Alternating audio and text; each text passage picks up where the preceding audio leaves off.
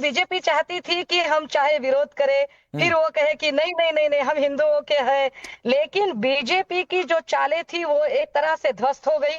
अब अगर चाल ध्वस्त हो गई है तो क्या करें, मैडम, क्योंकि आने वाले दिनों में मैडम स्थानिक मैं स्वराज्य बहुत संस्थाओं का विनम्रता से, इलेक्शन है और आपने स्थानिक एक स्वराज्य डेढ़ मिनट संस्थाओं बोला, के आपका इलेक्शन शुरुआती में रिमार्क था, अब क्या ओपनिंग करें? रिमार्क था, इसलिए अब मैं बीच में नहीं इलेक्शन आया। में तो हम विकास पर नहीं मैं बोल आपके सकते, साथ पहली बार इलेक्शन शो में कर तो रहा हम हूं। किसी भी चीज पर नहीं बोल सकते, तो सुनिए क्या मैडम, करें? सुनिए, तो मैं आपके इलेक्शन में साथ पहली लोगों बार को शो कर रहा गुमराह हूं, आप करने के पहली बार लिए मेरे साथ पैनल पर हैं। जब विधान एक मेरी जब आदत है, विधानसभा और की मेरी वो आदत इलेक्शन ये है में कि अगर कोई उन्होंने नेता सवाल से भागता है जब तो मुझसे वापस विधानसभा की पकड़कर सवाल तक इलेक्शन लेकर आता हूं। लाडली बहन तो का सुषमा नाम जी, मैं लेकर सवाल ले रही, दोहराता हूं। अब यह सुषमा जी, मैं सवाल दोहराता हूं। औरंगजेब की कब्र का पुतला कुछ लोगों ने जलाया, कुछ संगठनों ने, तो आपने टर्म दे दिया हिंदू तालिबान। हिंदुओं के घरों को जला दिया गया, उन दंगाइयों को आप कौन सा टर्म देंगी? मुझे लगता है एंकर महाशय, आप जरा बाकी पार्टी के लोग उकसा कर बात करने लगे तो, लेकिन कृपया आप जरा बैलेंस बना के रखें। नहीं नहीं, मैं कहां से बैलेंस बिगाड़ रहा हूं? इलेक्शन के वक्त सुषमा जी, मैं बैलेंस कहां से बिगाड़ रहा हूं?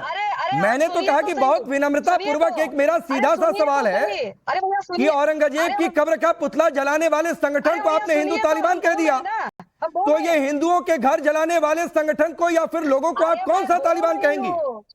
अजी मैं बोल रही हूँ, आप सुनिए तो सही। आप सुनने का कम से कम पेशेंस। विधानसभा इलेक्शन में लाडली बहन आगे करके इलेक्शन इनकैश कर ली। अब स्थानिक स्वराज्य संस्था नगर निगम के इलेक्शन के लिए इन्हें औरंगजेब की कब्र इन्हें चाहिए, और इस कब्र को हमने कहा झट से खुदवा दीजिए तो उन्होंने नहीं की। अरे मैं ये सवाल नहीं पूछ रहा हूँ सुषमा जी, मैडम मैं सवाल पूछ रहा हूँ, औरंगजेब की कब्र का पुतला जलाया तो सामना में बड़ा बड़ा हिंदू तालिबान लिख दिया, ये हिंदुओं के घर जलाने वालों को कौन सा तालिबान कहेंगी? क्यों नहीं बता पा रही हैं आप? हिंदुओं के लिए आवाज आज शिवसेना नहीं उठा पा रही है क्या? या फिर बाला साहब ठाकरे की विरासत जो उद्धव ठाकरे संभाल रहे हैं, वो ये कह रहे हैं कि हिंदुओं की आवाज नहीं उठाएंगे? अरे आप बोलने ही नहीं दे रहे हो यार। मैं बोलने दे रहा हूँ, पिछले 3-4 मिनट से मैडम आपके पास हूँ, एक लाइन का सवाल है। आपकी दिक्कत यह है कि हम जैसे ही मोदी और देवेंद्र जी का नाम लेते हैं आप मोदी को जी भर कोसिए, आप योगी को जी भर कोसिए, आप देवेंद्र फडणवीस को जी भर कोसिए, मुझे उससे कोई लेना देना नहीं है। मैं सिर्फ एक बात पूछ रहा हूँ, हिंदू हृदय सम्राट का दावा करने वाली, बाला साहब ठाकरे की विरासत संभालने वाली शिवसेना उद्धव गुट आज हिंदुओं के घर जलाए गए हैं, उन दंगाइयों को कौन सा टर्म दे रही है? अगर आपको ऐसे लगता है कि नहीं, मैं आपसे किसी भी तरह से किसी भी रूप में मोदी और देवेंद्र के खिलाफ नहीं सुनना चाहता, तो फिर नहीं, मैं सुनना चाहता हूं। आप अच्छा चलिए, मैं आपको एक चैलेंज देता हूं, सुषमा जी, आपको एक चैलेंज देता हूं, चैलेंज ये दे देता हूं, सुनिए सुषमा जी, मैं आपको एक चैलेंज देता हूं, आप मेरे इस एक सवाल का जवाब दे दीजिए कि हिंदुओं के घर जलाने वालों को आप कौन सा तालिबान कहेंगी।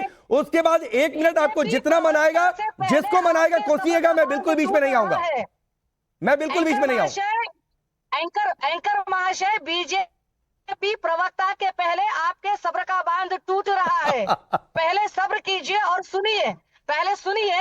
विधानसभा इलेक्शन लाडली बहन को लेकर इनकैश किया। अरे भैया, चुनाव बीते बहुत समय हो गया सुषमा जी, चलिए। तो अब उनके लिए औरंगजेब की कब्र जरूरी है।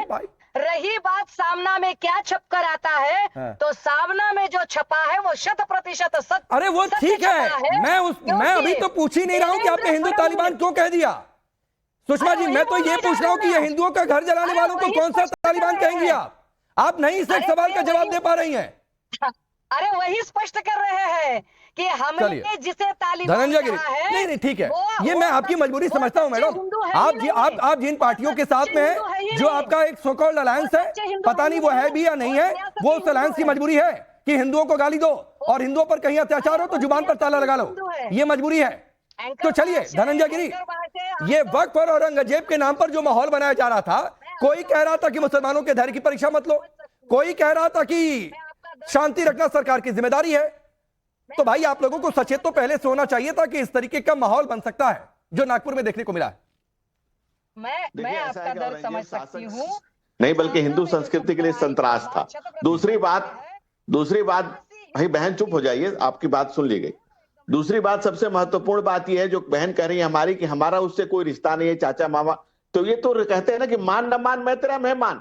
ये नई नई शिवसेना अपने रिश्ते जोड़ रही है इस देश के, इस मुल्क के ऊपर। पहले कुछ लोग तुष्टीकरण की राजनीति करते थे, जो मुल्क के ऊपर मुसलमान को लेकर चलते थे। अब नई नई शिवसेना हुई है। और जो आप बात कर रहे हैं भाई उद्धव बाला साहब ठाकरे की, बहन आप अपने समय में आपने पूरा बोला, और मैं चाहता हूं कि आप और बोलें, क्योंकि आप जितना बोलेंगी अपनी पोल खुद खोलेंगी। बूढ़ा वंश कबीर का जो जन्मापूत कमाल, तो कबीर का ये जो बाबा बाला साहब हिंदू हृदय सम्राट के घर, ये जो नया उद्धव माधव आए हैं जिन्होंने हिंदू हृदय सम्राट के पूरे आत्मा को दुखी कर रखा है, जिन्होंने ये करके रखा है, ये स्थिति ये है। दिक्कत तो बहन आपके साथ हो गई, न इधर के रहे न उधर के रहे, न राम ही मिला न कहीं के, न माया मिली न राम, दुविधा में दोनों गए। आपकी स्थिति क्या हो गई है? धोबी का कहूं तो वो भी गलत हो जाएगा। आपकी क्या स्थिति हो गई है बहन? आप हिंदू हृदय सम्राट जो कहते थे, जो बाबा बाला साहब कहते थे कि I am a mad Hindu, जिनका कहना था कि I am a mad Hindu, आप उस पर हंस रही है। अरे देश आप पर हंस रहा है, देश आप पर हंस रहा है, महाराष्ट्र और ये राष्ट्र दोनों आप पर हंस रहा है कि क्या कि बूढ़ा वंश कबीर का जो जन्मापूत कमाल, ऐसा कपूत से जन्मे से निपूत होना ही अच्छा था। शिवसेना विचारों से भटकी और शिवसेना कहाँ रही? मैं आगे बढ़ता हूँ, मैं एक बार सबके पास चला जाऊं। बहुत सारे आज मेहमान है, पैनल बड़ा है और समय सबको मिलेगा। मैं सुषमा जी आऊंगा, आपके पास भी आऊंगा और वही सवाल लेकर आऊंगा, तब तक जवाब आप खोज दीजिएगा। आज कोई सवाल शिवसेना से दूसरा नहीं होगा। कौन सा टर्म आप देंगी, ये टर्म मुझे आज शो खत्म होने से पहले दे दीजिएगा, वरना लोग फिर कहेंगे कि हिंदू हृदय सम्राट वाली बात छोड़ दीजिए। पांडे जी आधा मिनट मुझे दीजिए। हाँ चलिए 20 सेकंड में अपनी बात पूरी करिए धनंजय जी, फिर मैं बाकी मेहमानों के पास तुरंत जाता हूँ। एक तो लगातार इंटरप्ट कर रही है बहन। नहीं कोई इंटरप्शन नहीं, बोले कोई इंटरप्शन नहीं। देखिए पहले तो तालिबान शब्द आया कहां से है? इनको जब हिंदुओं के खिलाफ ही बोलना था तो इनको पूरा हिंदू खिलाफ हो जाना चाहिए था। इस देश में ऐसे बहुत लोग हुए, कुल्हाड़ी में लकड़ी का हिस्सा ना होता तो जंगल के कटने का किस्सा ना होता। अगर हमारे समाज में ऐसे लोग नहीं होते जो हिंदू समाज के खिलाफ ही बोलते, तो आज ये स्थिति थोड़ी होती। आज ये एक गजवाए हिंद का दारुल हर्ब को दारुल इस्लाम बनाने का जो एजेंडा चला इस्लाम का, जो लगातार गदीर के मैदान से जो तलवार निकली और जिसने कत्लो गारत का जो मंजर पूरे दुनिया में पेशे मंजर किया, उसमें आज ऐसे ही लोगों का हाथ रहा, ऐसे ही। ठीक है धनंजय जी, सर मैं आ रहा हूं धनंजय जी आ रहा हूं। राजीव रियाज प्रतापगढ़ी, आपकी पार्टी के, जिस पार्टी को आप सपोर्ट करते हैं, उस पार्टी के सर्वे सर्वा ने कहा सरकार की गलती है।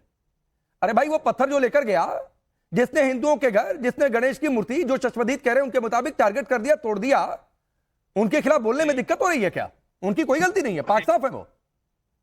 देखिए राकेश भाई, पूरे हिंदुस्तान में जितने दंगे हुए उसका आप रिकॉर्ड उठाकर देखिए, मुसलमानों का कितना नुकसान हुआ है। अगर 95% मुसलमान मारे गए हैं तब जाके कहीं 5 हिंदू मारे गए हैं। ये रेशियो रहा है पूरे हिंदुस्तान में। अरे भाई अभी ये रेशियो देखने के लिए नहीं बैठा हूं राजीव भाई, मैं पूछ रहा हूं। आप मेरे पहले सवाल का मैं बार बार कहता हूं जवाब दे दीजिए, मैं बिल्कुल बीच में इंटरप्ट नहीं करता हूं। मैं पूछ रहा हूं दंगाइयों की गलती है कि नहीं है? जिन्होंने जाकर हिंदुओं को टारगेट किया, उनके घरों को टारगेट किया, जबरन घुस गए, तोड़फोड़ की, उनकी गलती है कि नहीं है? बिल्कुल दंगाई गलती है, लेकिन आप दोनों पक्ष को आपको